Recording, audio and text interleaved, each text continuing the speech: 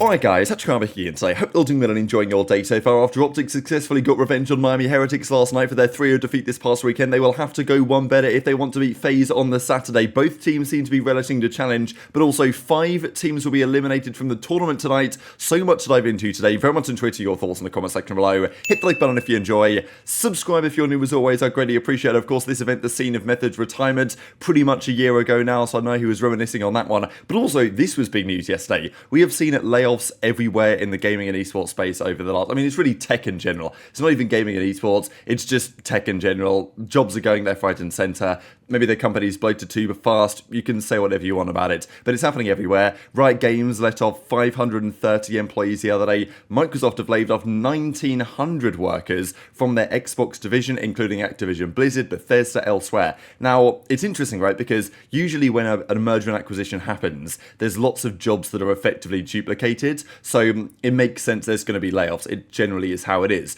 But the fact of the matter is on this one is, according to, well, rumors and sources, developers of some of the studios have been let go, which are not necessarily duplicated roles. As Mike says here, who's like a senior QA working for Sledgehammer Games, says that basically his entire team is gone. And actually Tom Henderson came out and said that sources have told him 30% of Sledgehammer staff, the guys who make this game, have lost their jobs. So yeah, that's a pretty big deal, right? I mean, we got to say at the end of the day, there's lots of guys working on this game. There's lots to talk about, oh, well, maybe there's not enough staff to do the proper quality assurance when the patch updates come through that don't necessarily always deliver what they say they're going to deliver. And also maybe they're slightly slow in terms of activating things we would like to see. And now 30% of the staff is gone, massive rebuilds. So yeah, not a great sign. Wishing the best for all of those affected. But if there was going to be job cuts, I wouldn't necessarily have expected it to be in this specific spot. But yeah, crazy stuff really. This from Clay though, they have a hard time ahead of them today. They play the loser of the Minnesota Rocket New York Subliners series, which is the New York Subliners, the reigning world champions. So I mean, Clay versus HyDra, it's gonna be nice to see. And as Clay always says, you know, first major of the season starts obviously yesterday. I didn't look at this tweet yesterday, but I'm trying to look back and appreciate it. And Attach says the following, and Clay says apparently they got smoked in scrims. So we'll see how that goes, right, when potentially Attach and the Vegas guys play Miami Heretics tonight, which is one of the losers bracket games. Just to say this as well, don't know why you guys think this is precisely, but almost half of this year's series has been 3-0s. I mean, yesterday it was 4 3-0s. Last year, right, do you guys remember, I think it was the Boston event last year, wasn't it, when there was like 6 3-0s in a row, and we were like losing our minds thinking, what's going on? Is one of the sides of the stage like incredibly overpowered or something? This year, that record of like 6 3-0s in a row has been threatened like 3 or 4 times already with the number of series. And it's being threatened again right now, right? Because Phase 3 at OpTic, final series of the qualifiers, there was 4 3-0s yesterday, so that's now 5 3-0s in a row in the CDL again. Like, I think it is a skill gap thing. I also just think that, I don't know, it seems like the momentum in this game is kind of crazy, and some teams, like the Phases and the Ultras especially of this world, at least right now, just are so good once they get ahead. Crazy confidence, like the teams are firing in all cylinders, and some of the teams they're coming up against are regressing somewhat, I think is another part of the story. Did want to share though what Cellium had to say on this specific play. I know it was causing a lot of drama from that OpTic FaZe series that they played last weekend when Shotzzy got through the back. He snuck past Simp, then he decided to sneak past Cellium as well. There was a big debate as to whether this was the correct or the wrong play. It would have looked nice on paper, right? And, you know, this is the thing with Shotzzy. He probably thought in his head, damn, if I make this play, I'm going to look like a god, you know what I mean? Whereas maybe the simpler play was just kill Cell and then try and find a second somewhere, and then, you know, stay alive and let the teammates come through. Because Cell was in a bit of a power position that he kind of needed to get out of, because Cell had already got a kill on Dashy from that very spot a few seconds before. So Crim criticised the play and said, look, Shotzzy should have played this differently. And Cellium gives his perspective. He's like, well, I would have also considered making the play, but probably Shotzzy did the wrong thing. It's a risky play. I got a question for you, MC, because obviously Shotzzy almost snuck past your ass. Yeah. Porter said that he should have killed you. What do you think he should have done? So after watching it back, I watched it back like a couple of times, but like I think his best play, obviously it's hard to tell in the moment because like there's so much going on, it's a hectic game. But I feel like the best play he could have done, because I'm pretty sure he saw Chris under the, like he got through Chris, American Tank. Yeah. And then obviously he saw me. I feel like he kills me, kills Chris, and then takes his time on Drazah. Like takes his time on them because like he kills 2 and he would have probably like, spawned out like water, right? Yeah, probably trying to street, and then he like his teammates can obviously push up to hill pretty much easy because I'm not American and Chris is not American tank, so. Yeah, I feel like that was his like best play. Porter was getting heated about it. Yeah. That's actually I actually didn't think of it that way. Yeah. And it's tough in the moment because like I probably would have done like the same thing because it's just hard in that moment. He was thinking like if I shoot this guy, hill guy's gonna kill me. Yeah. You know what I'm saying?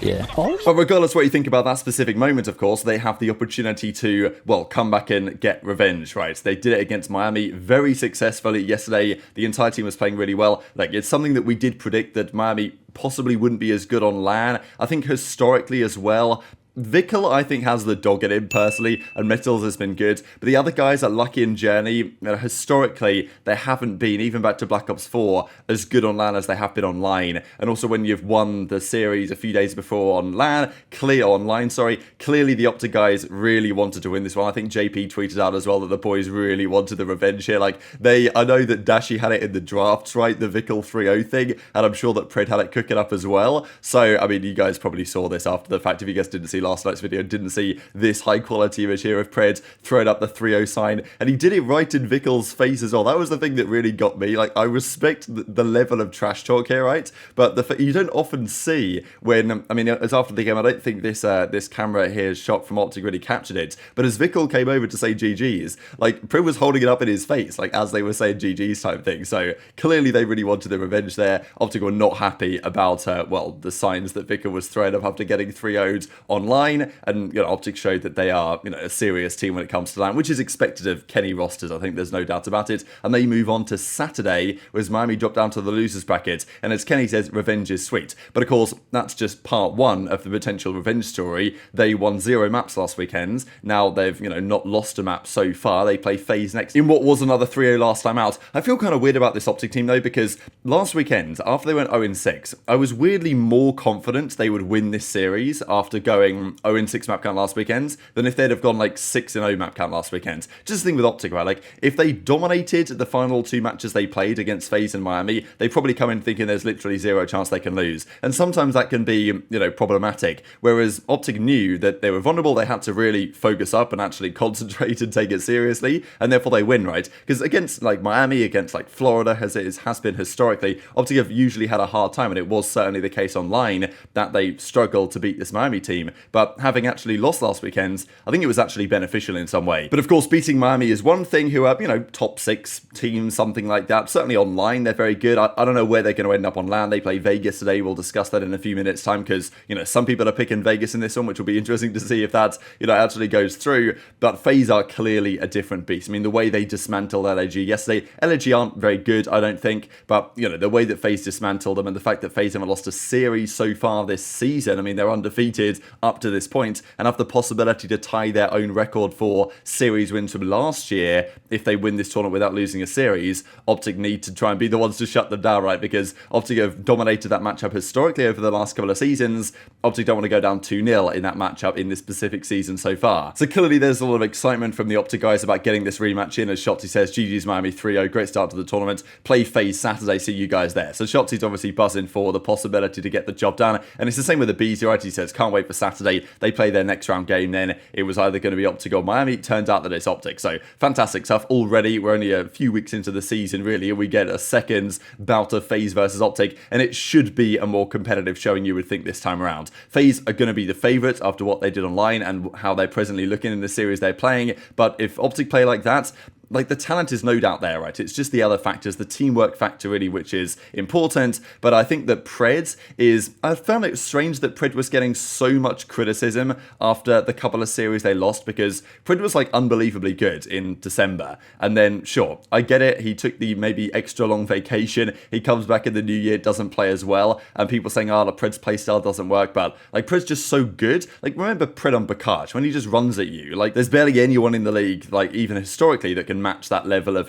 impact. So they just need to get back to that level of performance, and well, maybe LAN is what's going to bring it out to them. So Miami down the Boston slide, straight to the losers bracket. And yesterday was also a day for like takeover players. I think one thing that OpTic will certainly have to think about is shutting down Cellium, because historically Dashy's had a great record against Cell, but yesterday he had a 1.8, CleanX had a 1.7, Shotzzy had a 1.5 with a great series. So like for the takeover players in a way, especially like these guys, it was a big day for those individuals. I will say today, just going into it, what do you guys think? Is there going to be any problems once again with the setups? Yesterday there were so many delays, so many problems, and the feeling is from Octane, like, don't start the game unless you know that it's going to be fixed. I don't exactly know what the issue was. The game was closing, it was just crashing, and they had repeated issues basically the entire time.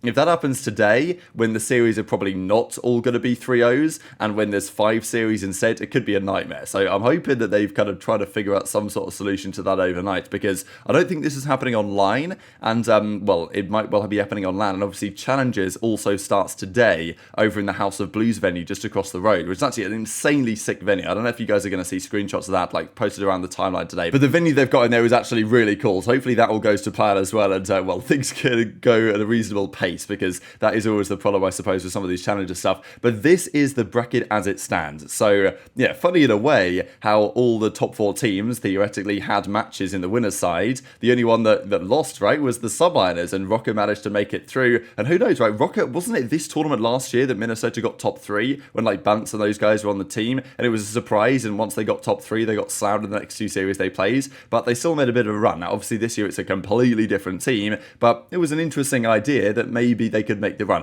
The problem is that Ultra are a bit too good. These games though are on Saturday. These are the games of today that we'll have a look at now. So we start off with Ravens versus Subliners.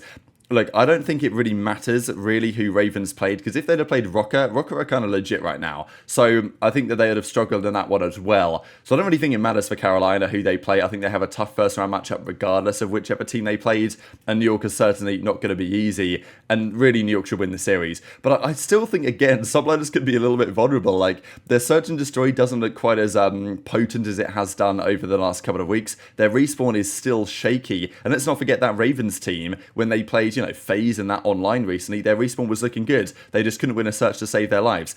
It's just problematic for me that I look at this Ravens team and I'm like, well, are they going to be able to win a search? Have they had enough time over the last couple of days to really nail down their search and destroy? Because they brought Fellow in. TJ should be a good S&D player, so I would probably expect something, right? But, you know, I think Ravens can take this series to 5. I think they can. But can they win map 5? I'm not convinced enough to pick them to be able to do it. But Subliners, like last year at Boston, they got top 12, did they not? I know they had the travel delays and stuff, and they were like fuming. And they obviously had a controversial series yesterday with all the replays against Rocker. But maybe it's possible that Subliners go back-to-back top 12 in Boston. That would be kind of cursed. So I think I'm actually going to go for the hot take, because I need to win some predictions here to try and catch up to it. So I'm actually going to go for the hot take and take a Ravens win here. And then we got Thieves Gorillas. This is a matchup that historically Thieves have always lost to Gorillas, even when they had their World Championship winning roster. And I don't know, I feel like Thieves are going to get the victory here. I think Gorillas have regressed somewhat. Again, on LAN, I do have more faith in Thieves.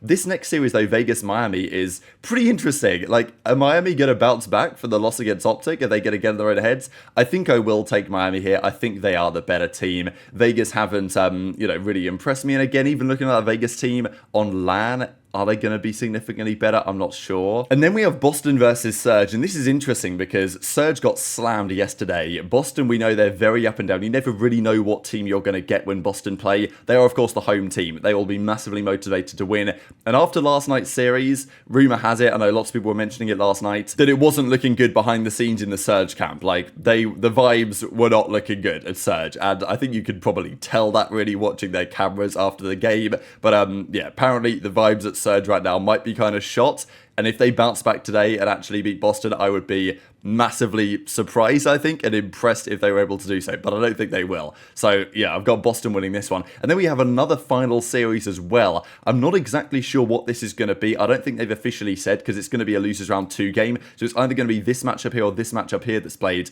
My theory is it's probably going to be the top side, because, well, if I'm Esports Engine making this bracket, I want Breach, if they do make it through, to get to Saturday, so there's more fans to watch the home team. I don't know. So I'd probably put this matchup last, in which case it might be Thieves Heretics, which again, I think is a bit of a coin toss. So very much intrigued to your thoughts on all this stuff in the comment section below. Tune into the watch party today as well over at the Breaking One YouTube channel. You guys can go find that, and hopefully it's all up and running and actually works well today, because I know we had some technical difficulties for a while yesterday. But hit the like button if you enjoyed, subscribe if you're new, take care, and I'll see you next time.